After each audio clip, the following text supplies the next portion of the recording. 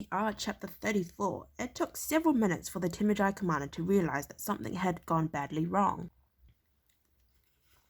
For the second time, there was a gap in his lines as the riders returned, he realized. Then, as he cast his glances over the battlefield, he saw the tangled bodies of men and horses and frowned. He had been watching the overall action and had missed the 4 rapid volleys that had devastated the Otan. Nope, it's a Ulan, sorry. He pointed with his lance at them. What's happened there? He demanded of its aiders, but none of them had seen the destruction of its place. His question was greeted with blank stares. A single horseman was pounding towards them, calling his name. General, Mr. H, General. The man was swaying in the saddle, and the front of his leather vest was thick with blood from several wounds. Blood stained the flanks of his horse as well, and the Timidai command staff were startled to see that the horse had been hit by at least 3 arrows. Horse and rider skidded to a stop in front of the command position.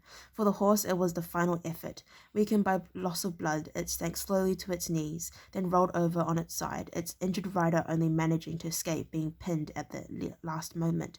Mr. H frowned as he peered at the wounded man, then recognizing Mr. B, his former chief of intelligence. True to his word, the colonel had taken his place in the front line of one of the Ulans. It had been his incredible misfortune that he'd chosen the one destroyed by Will's archers. General, croaked the dying man, they have archers. He staggered a few paces towards them, and now they could see the broken off stubs of arrows in 2 of his wounds. On the ground beside him, the horses heaved a gigantic shuddering sigh and died. Oh man, that's so sad, it just died. Anyway, archers, he repeated, his voice barely audible, and he sank to his knees. Mr. H tore his gaze away from the stricken colonel and scanned the enemy ranks. There was no sign of archers there. The Scandinavians stretched in 3 ranks across the narrowest part of the valley. Behind their earthworks on the seaward side, and a little behind the main force, another group stood, also behind earthworks and holding large rectangular shields, but he could see no sign of archers.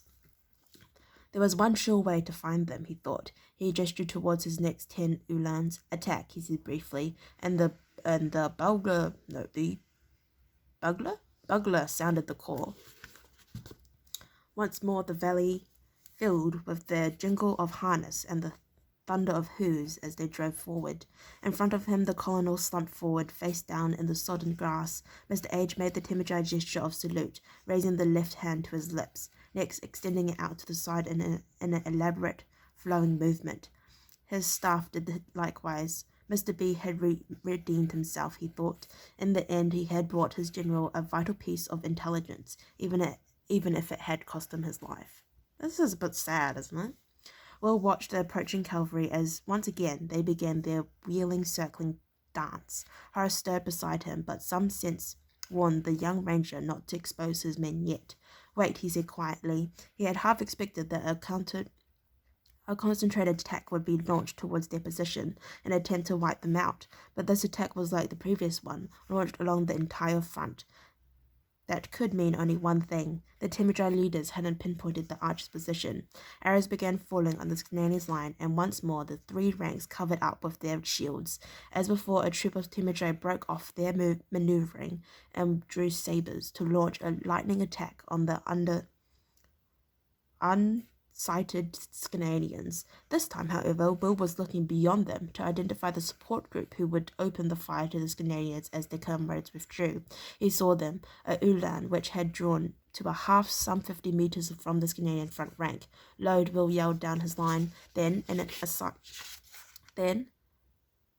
an aside to Horace, keep the shields up. He had felt the large youth draw breath to call his next order, but Will wanted to keep his men hidden as long as possible. Ready, Evelyn called as the last arrow knocked onto the string. Face left, half left again, he called, and the archers unluckily understood his meaning. As one, they all turned to face the direction he had picked. He had varied their drill by calling direction first, but they seemed to understand what he wanted.